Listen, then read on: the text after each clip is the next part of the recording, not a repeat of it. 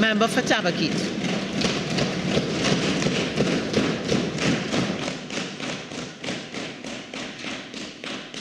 Thank you, Madam Speaker, for recognizing me and giving me the opportunity to contribute in this very important debate as we discuss the affairs, the significant affairs of our country, as we discuss not just our policies and the money that we're allocating for 2024, but the overall development of Trinidad and Tobago that within 2 years will see a decade of PNM governance.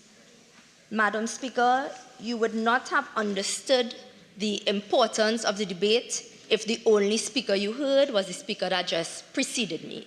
The MP for Tabaquite O'Meara, who is one of our 2 ministers of education, has that sector has been given the largest allocation by the Minister of Finance, and that contribution was the least substantive contribution we've had here today. And I'll explain why. And I'll explain why, Madam Speaker, as I go through exactly what the member presented. And I'll have to come back to my introduction because I find it almost offensive that for $8.022 billion, we can get an opening remark about a laptop program and how dare the members of the opposition bring up a laptop program in 2023.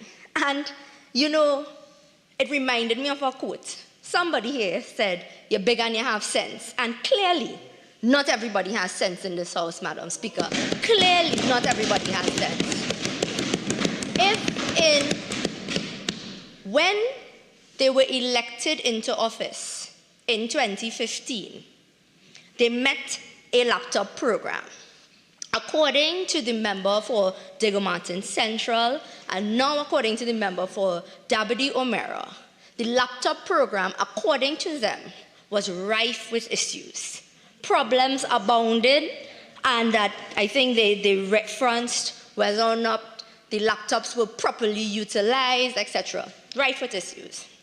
What would a responsible administration do? What would a responsible administration who believes in a knowledge-driven economy, who believes in including technology in school, who believes and understands the difference between getting past the digital divide and moving from an analog world into a digital world, what would a responsible administration do?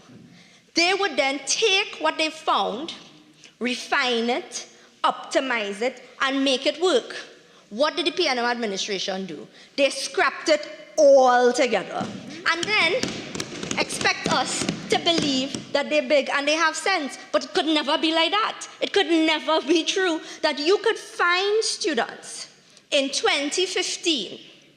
There is a laptop program that says what the UNC administration, the People's Partnership Administration, believes in. We believe in equitable access to education.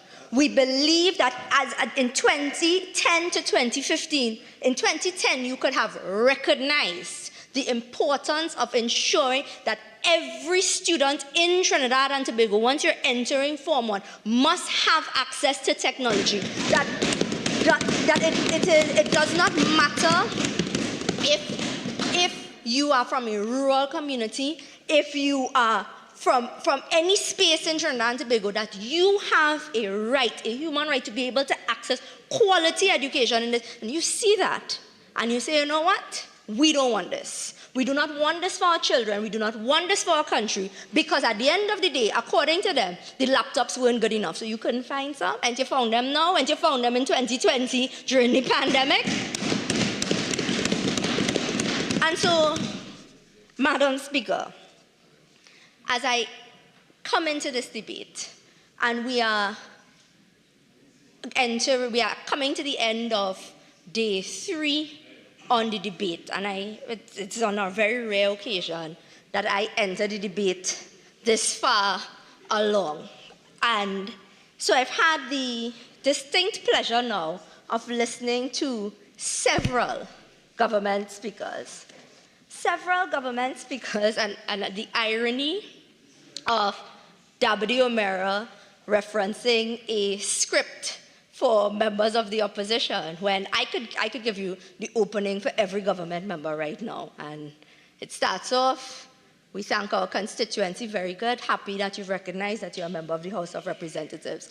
It's followed by congratulations to Diego Martin Northeast, congratulations to the Prime Minister, and right, one after the other, right?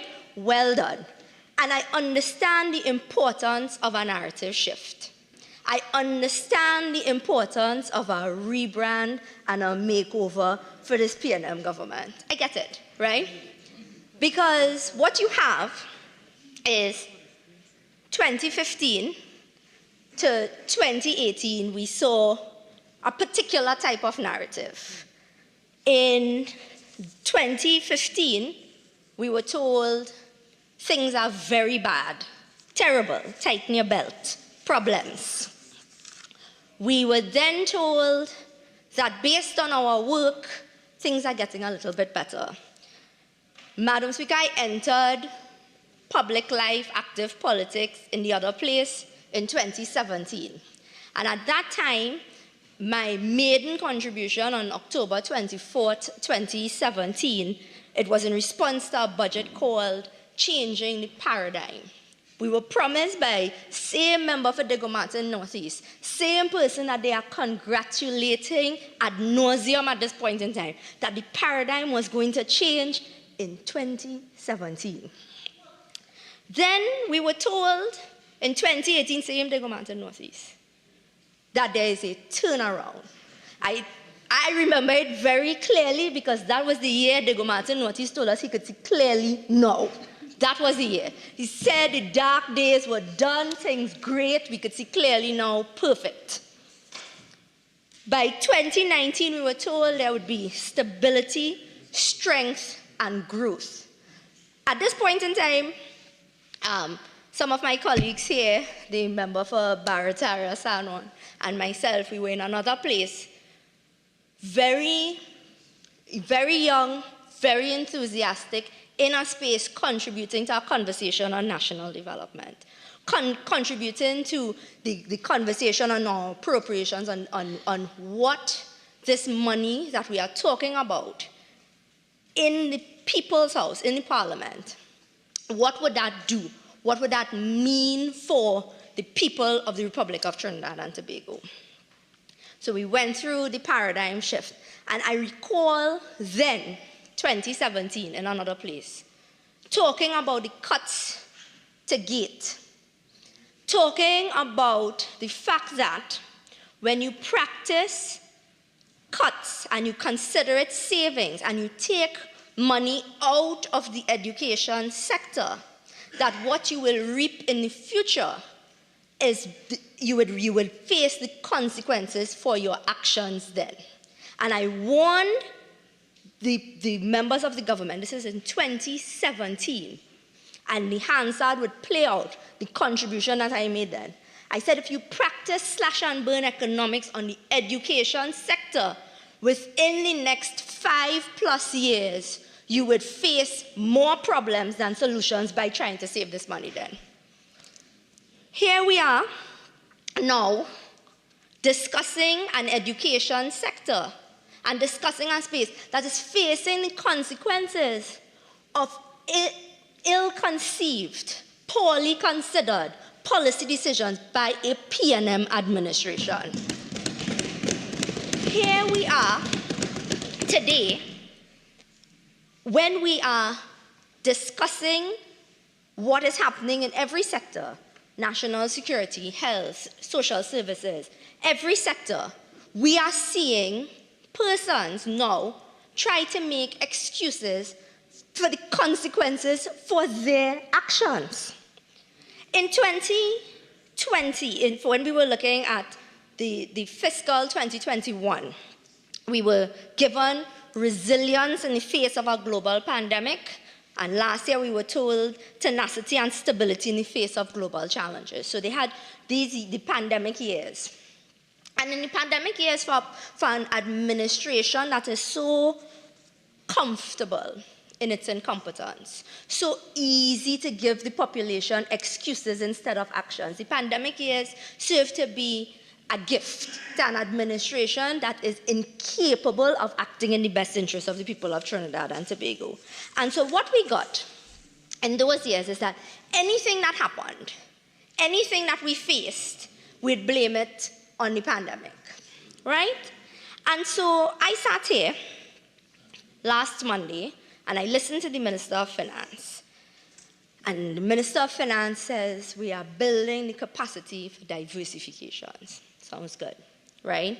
Now, mind you, if you listen to people talk about building capacity for diversification, what you are going to think is that the persons that are talking to you, that they've now found themselves here, that it's not almost 9 years of governance plus decades altogether of PNM administrations in a post-independence Trinidad and Tobago. You would believe that the last 8 years was the only 8 years they had to make a contribution and that it wasn't enough. But all right. So here we are, Madam Speaker.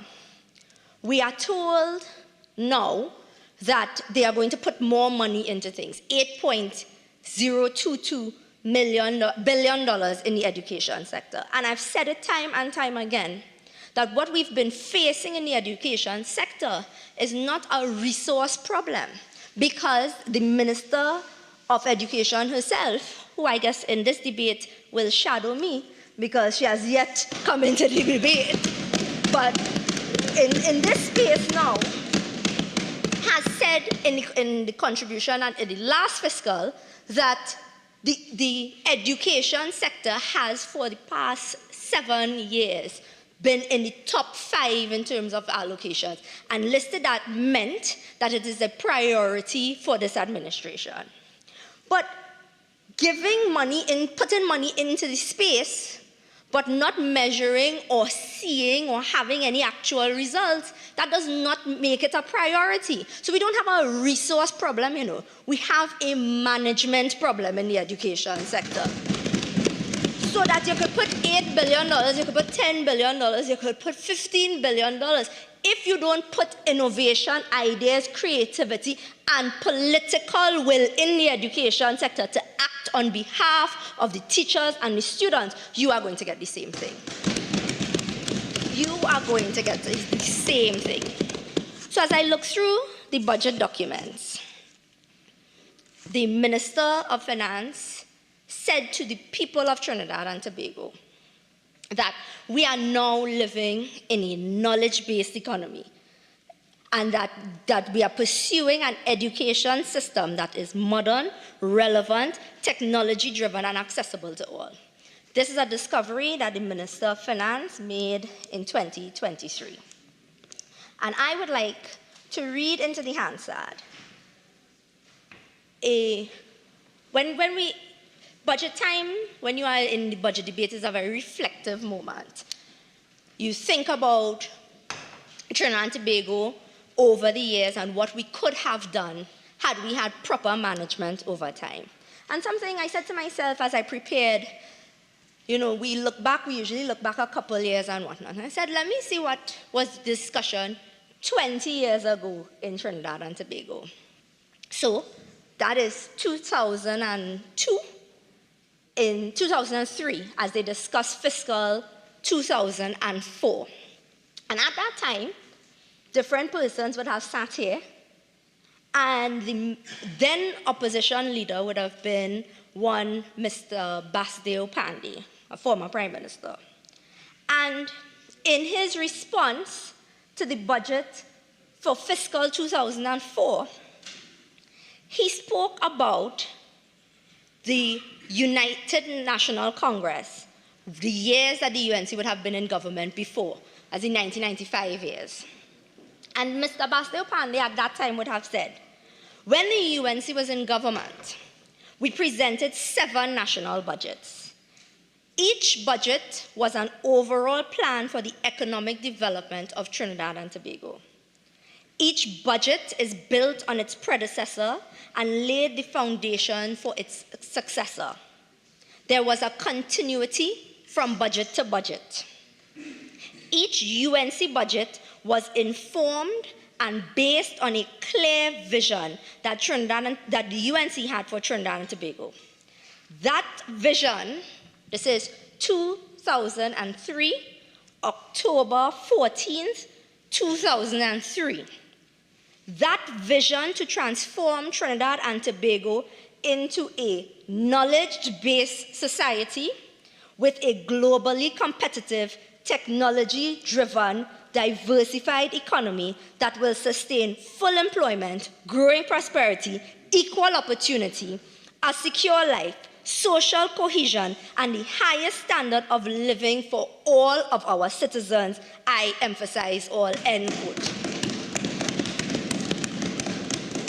Members on the other side like to pretend that 2010 to 2015, and I think the Prime Minister would at some point in time called it lost years.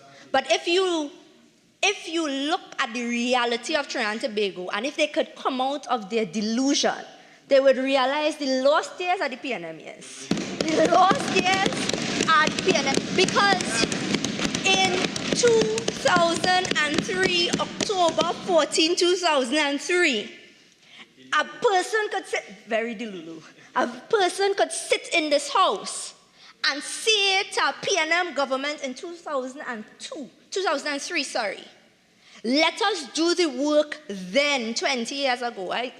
If I tell you, in 2002, Mr. Deputy Speaker, I was in my uniform in secondary school. We were reading about it. In 2003, right? And I was preparing to choose my subjects for CXC. I come and meet some of the Diego Martin, Northeast, was in the parliament. He heard this speech. Diego Martin, Northeast, heard the knowledge-based society in 2002 and thought it wasn't a good idea. But come in 2023 now to tell us something that had they had the foresight 20 years ago. Mr. Deputy Speaker, I encourage every right-thinking citizen of Trinidad and Tobago to take a look at the discussions that have obtained in Parliament, that we've gone through here, and realize that there are years for action and there are years for rhetoric. And the years for action are all the years the PNM are out of office. All of the years that they are out of office.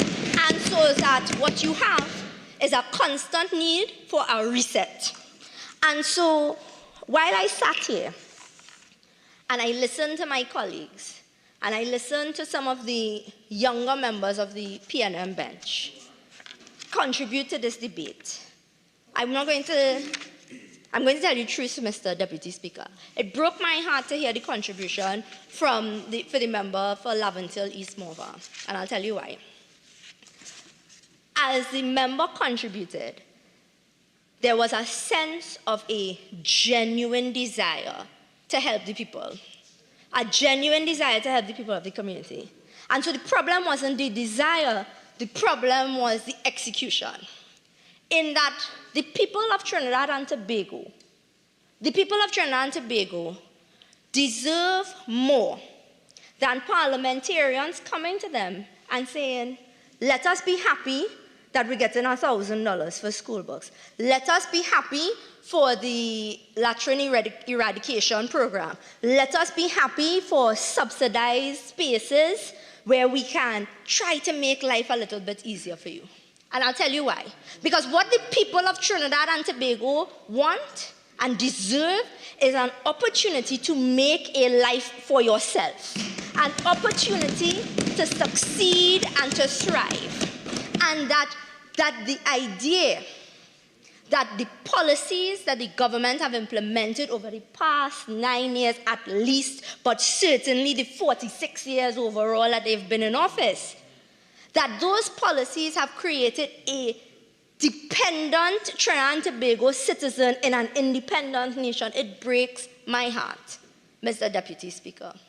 It breaks my heart because the thinking, the political philosophy across the floor is that the citizens of Trinidad and Tobago must be happy with us giving them $1,000 as opposed to giving them the opportunity to never need that $1,000. To never need that $1,000.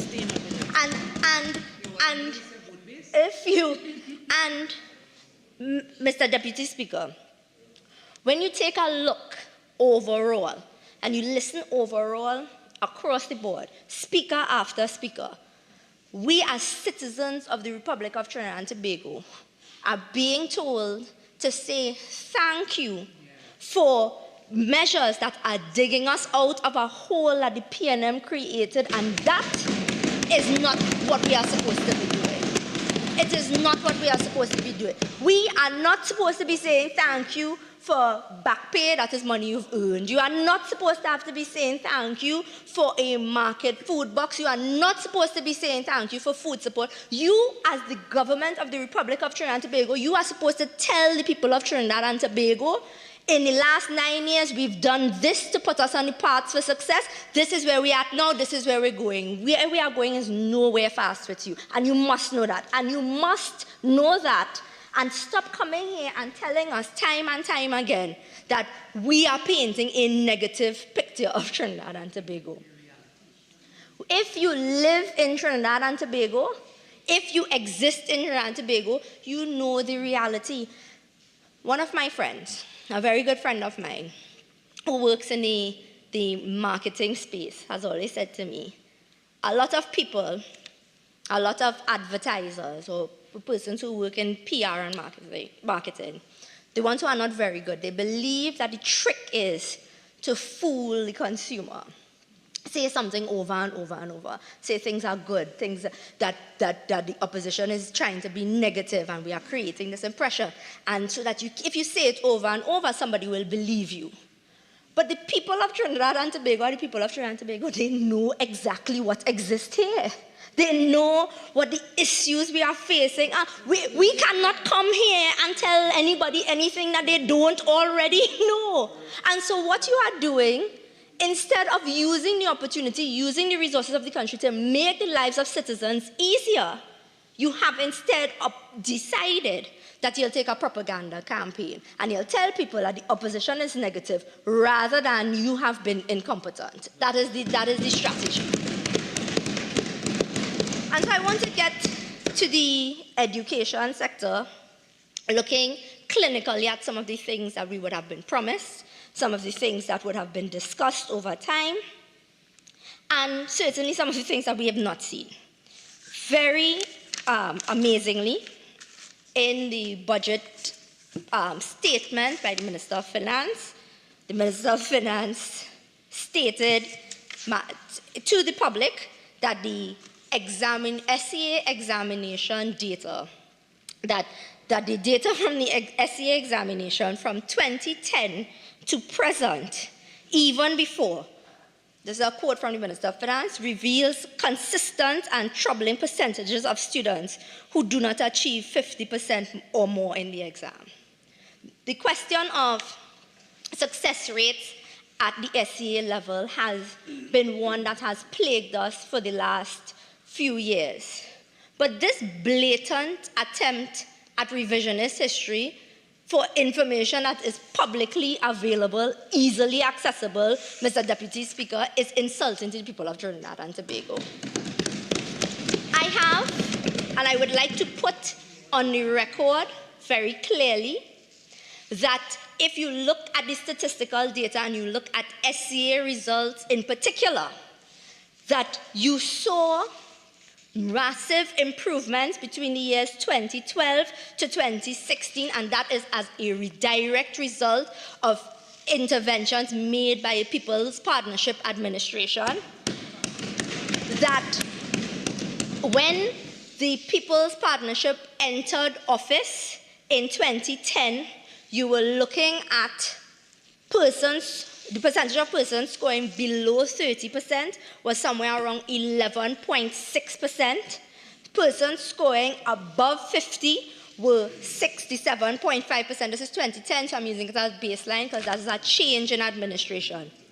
By 2014, And I am using 2014, but we can look at the other years, because that is where you start to see the results of policy changes. Logic will take you from point A to point B, because I hear the member for San Fernando is suggesting that things may not be but it will. But by 2014, you see students scoring below 30% reached 4.4%, that is from meeting it at 11.6%.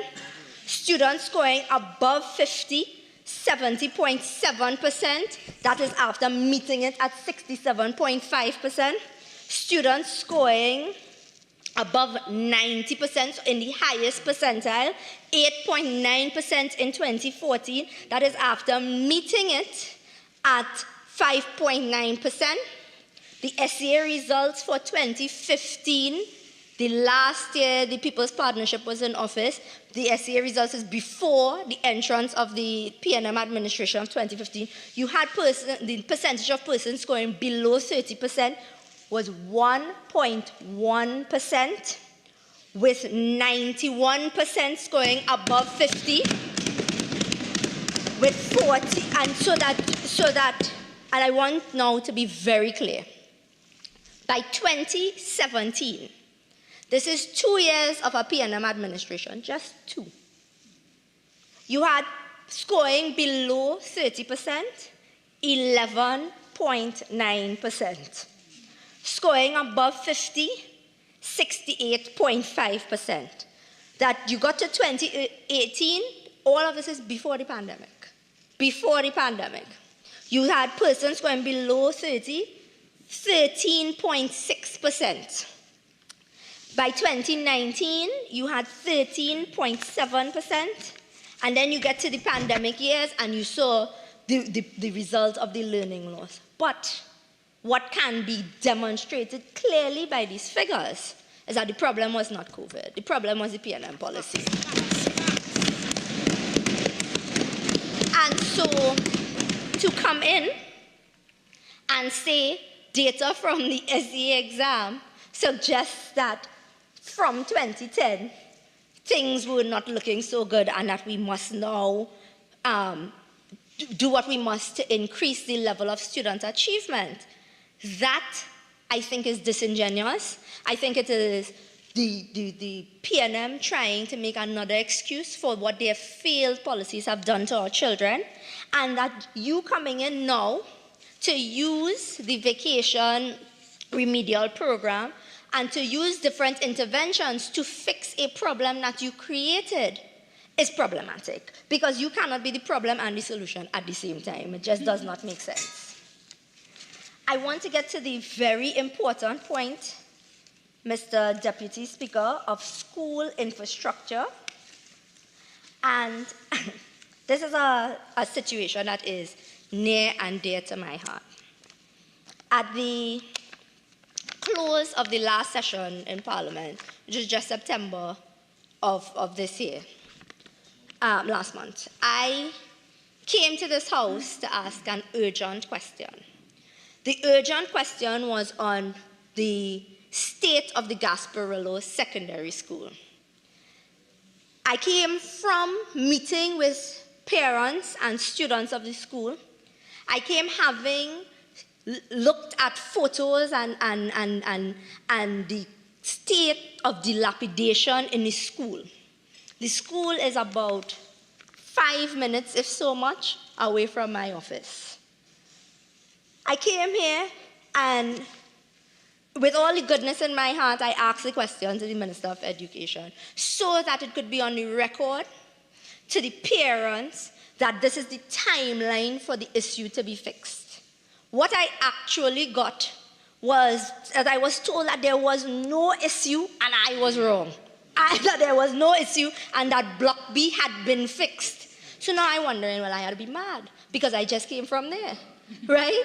I've seen the state of affairs going on in the Gasparillo Secondary School. So then you come in, and I said, right. Then I started to get messages, a slew of messages, from students, from parents of students in Princestown West Secondary School, from students in a school in Barataria, and these students are without furniture.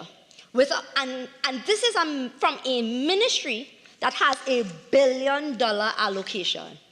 $8 billion. And that we are facing the students of our country, and we cannot fix infrastructure concerns.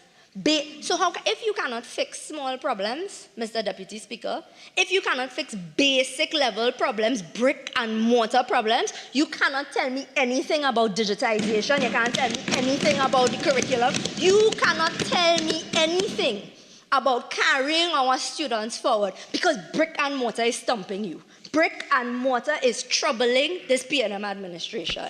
And so I want to go to the budget debate for the appropriation, because again, the Minister of Education is yet to speak in the debate. So I cannot assess the statements given at this point in time. So I'll assess the statement given last year, and we'll see where we came to it, right, Mr. Deputy Speaker? So in 2022, as we discussed the financial year that just ended, we were told, and I'm going to directly quote the Minister of Education here. So school repair is always ongoing. Just quote the source. Let's identify the source of the records. Right. Yeah, correct. The records. The Hansard Appropriations Financial Year 2023. The date is September 30th, 2022. It is on page 177. Yes?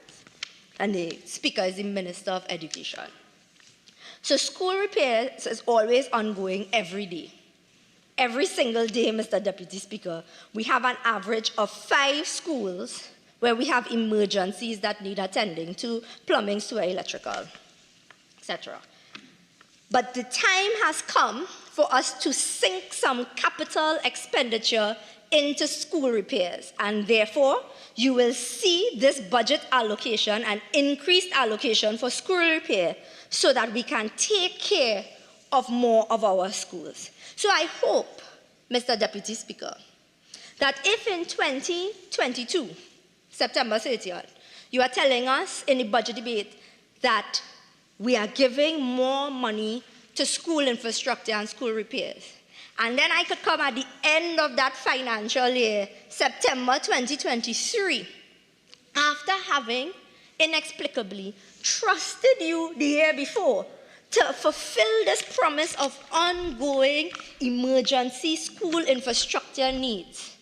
And I could come here and tell you that a school at one, and I'll go to the others, but one of the schools in my constituency has dilapidated conditions. I am talking about railings falling down, the whiteboards peeling, severe dilapidation, Mr. Deputy Speaker, and that it was not fixed in 1 year, in a full year.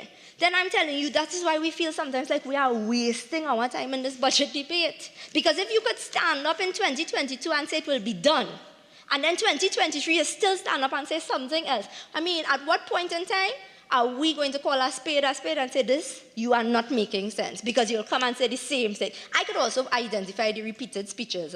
I could identify who came and said the same thing last year and brought it back this year. I can identify.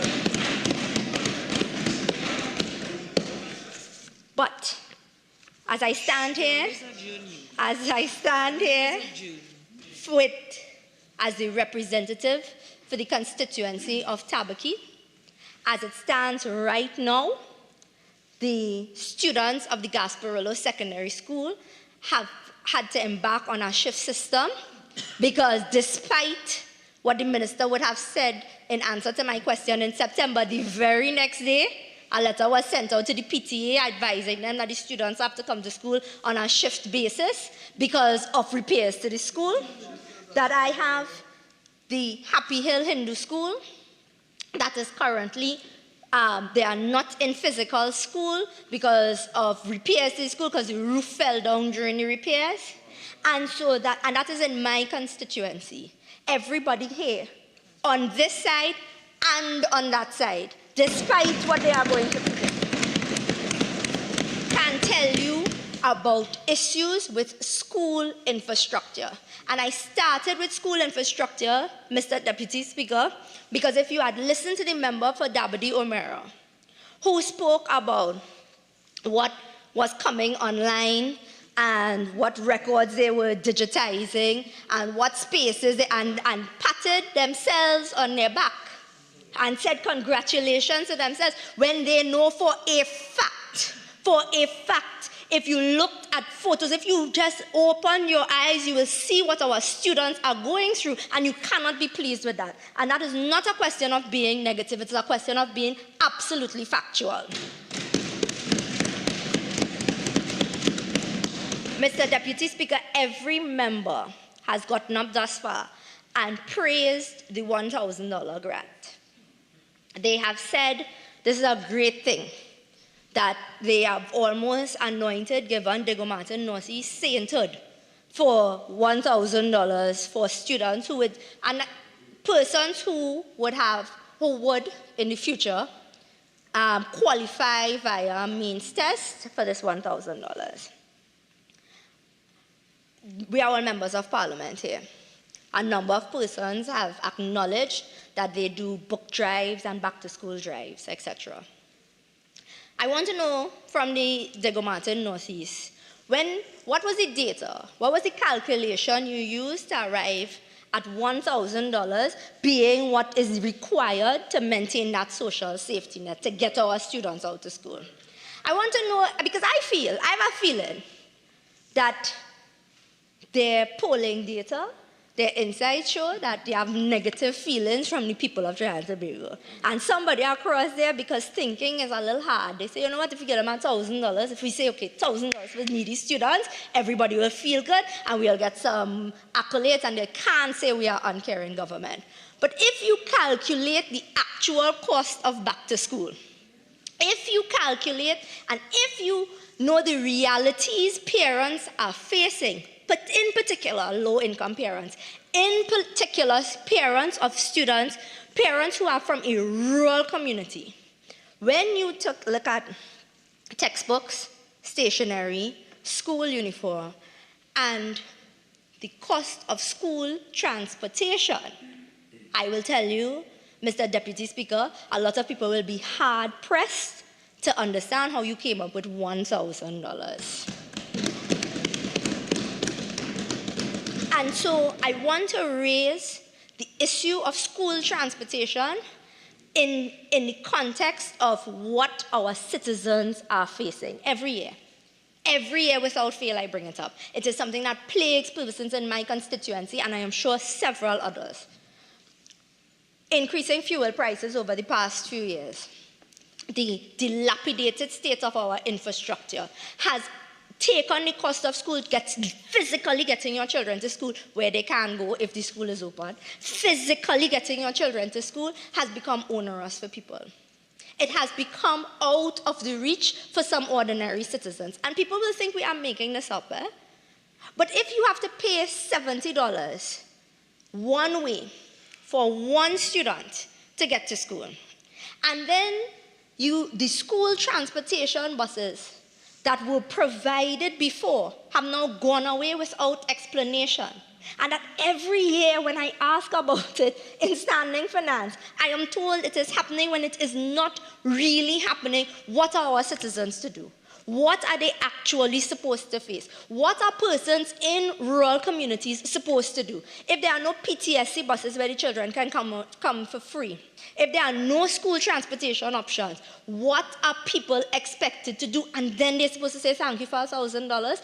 That, Mr. Deputy Speaker, I think is an indefensible space to stand from, and I cannot congratulate Diego Martin Northeast for doing something, the barest minimum to help our children stay in school. The member for Chaguanas East, in her contribution today, has said that in looking at the school dropout rates, and in her contribution, she was asking about this all-of-government approach that we keep hearing. She was asking about whether or not the Minister for Social Development and the Minister of Education, if anybody's working together to figure out where our children are going if they drop out of school, or why they are dropping out of school, or how many students are dropping out of school now to help out their families with meeting the economic circumstances facing Trinidad and Tobago. Can you believe that is a conversation we're having in 2023? In 2023, we have to accept that there are persons who have to choose between their education and being alive and feeding yourself, and so that you have children going out to work. You had a Minister of Labour talking about child labour policy, and you have the member for Dabadi O'Meara coming here to talk about all manner of sports day, right? About a sports day and all fours and cricket, and could never tell us of the 46,000 students who never accessed online learning, and then in the information coming from the FOIA of the 2,800 students who have dropped out of primary and secondary school, can't tell us anything about these children, but come to tell me about our sports day after receiving $8.02 billion. It is unacceptable, Mr. Deputy Speaker. Yes. We have yet to hear from the Minister of Works. I don't know what difference that would make, but at the end of the day, there are schools within my constituency, the Caratal RC School, that remains inaccessible based on the road network. And every time I ask about it, we are told, okay, it's a secondary road. When we wrote to the Rural Development Company, and I'll come to the member for San Fernando West, Minister of Rural Development shortly, but when we wrote and we said, okay, it's a secondary road, but the cost of the road cannot be met by the corporation, and therefore somebody in this billion-dollar government could find something to do to make sure that these communities remain connected and accessible, and then we get no answer. But then the Minister for Rural Development here came today to tell me about value for money when I have students breaking their foot going to school in Caratal RC. I mean, it is unbelievable. Shame. And so when I say we are existing in a space of absolute delusion, I'm being very serious, Mr. Deputy Speaker. And when we look all across this budget, every space within this budget, and every member of the opposition would have shown you different pockets of the same delusion. But I was going through the budget documents, and I looked on the space under agriculture. And they were talking about that we are rehabilitating 240 kilometers of access roads. And that you just have approximately 2 more minutes of your initial speaking time. You have an additional 10 minutes. You care to avail yourself? Thank you, Mr. Deputy Speaker. Go ahead. Thank you. And on the very next page, after we are rehabilitating the 240 kilometers of access roads, on the very next page in the budget document, the Minister of Finance told the people of Trinidad and Tobago that we are revitalizing the cocoa industry, which is already employing almost 2,000 persons from production to value-added activities. In my constituency, Mr. Deputy Speaker, exists the Montserrat Farmers, the Cocoa Farmers Association in Montserrat in the Grand Couva area. In November of 2022, the rains at the end of November of 2022 led to the collapse of the Grand Couva Road, the absolute collapse of the Grand Couva Road.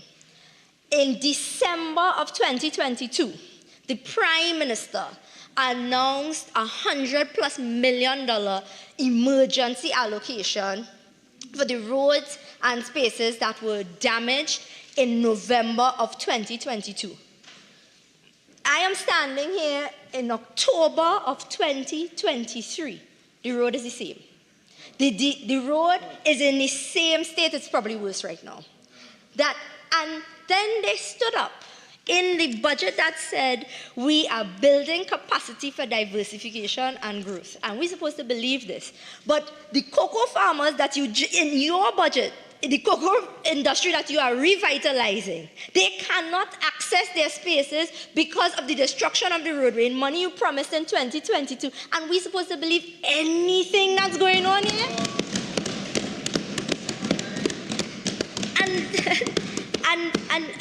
And you are talking about agriculture and creating space, and we're discussing the spaces that you are going to look to diversify. And I can tell you how I know for a fact as a mama guy. I know for a fact. Existing within the Tabaquite constituency, there are a number of very profitable farmers. They have kept Trinidad and Tobago fed during the pandemic years. You have the Tipidi farmers, you have the Lightborn farmers, you have Caratal farmers, you have the farmers in Grand Couva. In the central range, where the Tabaquite constituency lies, there's arable land, there are places that produce hundreds and thousands of tonnage in crops. And that we would be asking for years now, Mr. Deputy Speaker, years, in the same market box that we are told to say thank you for and congratulate them for. The farmers that are carrying the produce for the market box are literally begging for a bridge in the Bacchus Trace. The farmers in Tortuga had their produce tipped over because of the state of the roadways, and that you are talking about diversification, but in reality, the persons who are doing the hard work of diversifying, the hard work of bringing in agriculture into the productive sector, they are not being brought into the development of Trinidad and Tobago because you can't fix brick and mortar problems like roads. And so that when you have to consider things like curriculum development, knowledge-based society, etc., and things like how to patch and pave a road stumps a government for 9 years, you understand exactly why we are facing what we are facing. That you understand that when we talk about the interventions, the things that we are told to say thank you for, so the social safety net, the $1,000, the governance by grants that we are seeing right now, that what we've had is a lack of acknowledgement by the People's National Movement that all of these expanded social programs that you have to put in place, all of the grants that we are seeing, that they are symptoms, they are as a result of failed policies that have created a nation that is more dependent than independent in 2023.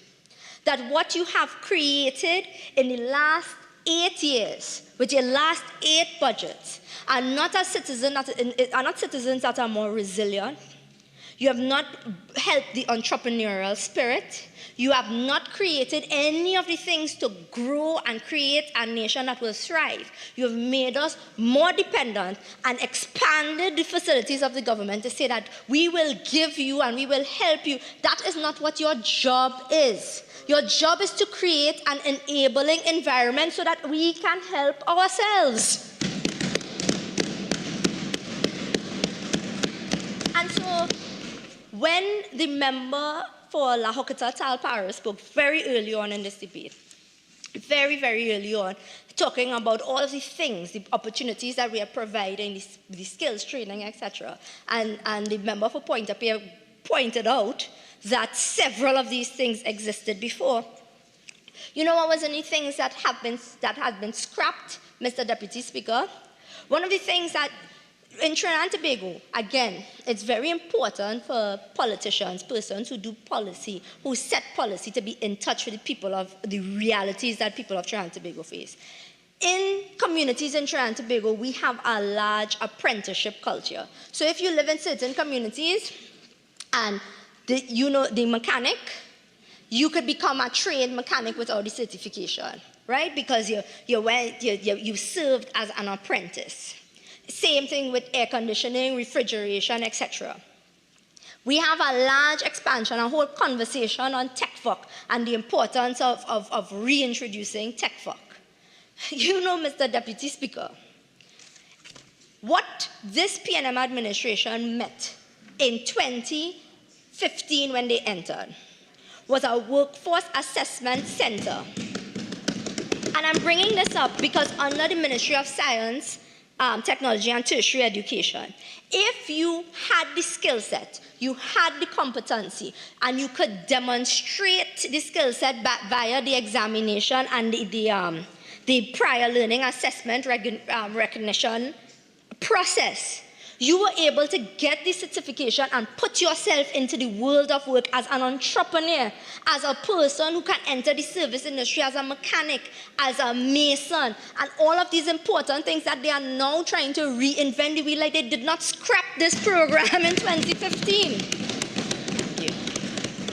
And then the Minister of Finance came in and said, you know, they're looking at spaces to train more TVET, more technical vocation. Because the fact of the matter is, all of these programs depend on there being instructors. And they met a program that had a training system for technical vocational educators. They met an expanded TechVoc and CVQ system. They met all of that and they destroyed it completely. So much so that MTES, it was so far advanced that by 2014, the Ministry of Tertiary Education had a TVET Masters at UWI, that UWI launched the Masters in Technical Vocational Education and Training program because we were so advanced with having instructors that had they just not been bad mind and petty, Mr. Deputy Speaker, the conversation that we could have been having today would have been remarkably different. Remarkably different.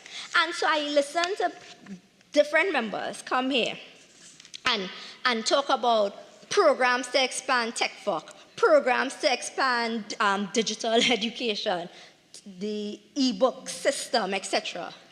And I wonder, when you came in 2015 and you saw the programs and you saw the policy documents, did you decide that you would rather shelve it, see if you could come up with something slightly better or better, and then come 2023, between 2022 and 2023, realize nothing's coming to you. So you take it back out the shelf, dust it off, and trying to reinvent it and put it as PNM policy. Is that what you're doing now?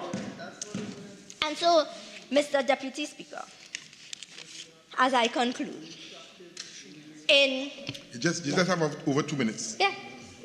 Yes. As I conclude, Mr. Deputy Speaker, in 1983, a PNM government led by George Chambers, they got a report, Imperatives of Adjustment, right, that discussed all of these things, the recommendations to remedy the problems that Trinidad and Tobago could face. That, Mr. Deputy Speaker, over the years, what we have seen is a PNM administration that has been unwilling to fix the issues facing Trinidad and Tobago. That a functioning, equitable education sector that produces world-class innovators and so it does not benefit a PNM administration. And so that we will keep repeating these problems, we will keep facing these issues, because what we are facing is not, as I said before, a resource problem. It is a management problem. It is a political philosophy problem. It is an issue that the People's National Movement, this is the type of Trinidad and Tobago that they enjoy seeing. They enjoy seeing a Trinidad and Tobago where people are hoping that the government is the savior. Nobody wants a government to be their savior. What they want is a government to be functional, to create an enabling environment, to do your job, do your basic job, and we will be okay, right? And so that until the PNM understands that your role here is to create a Trinidad and Tobago that allows our citizens to thrive. We are not ever going to come out of this hole until the PNM changes its political philosophy or finds itself out of office completely. And I thank you, Mr. Deputy.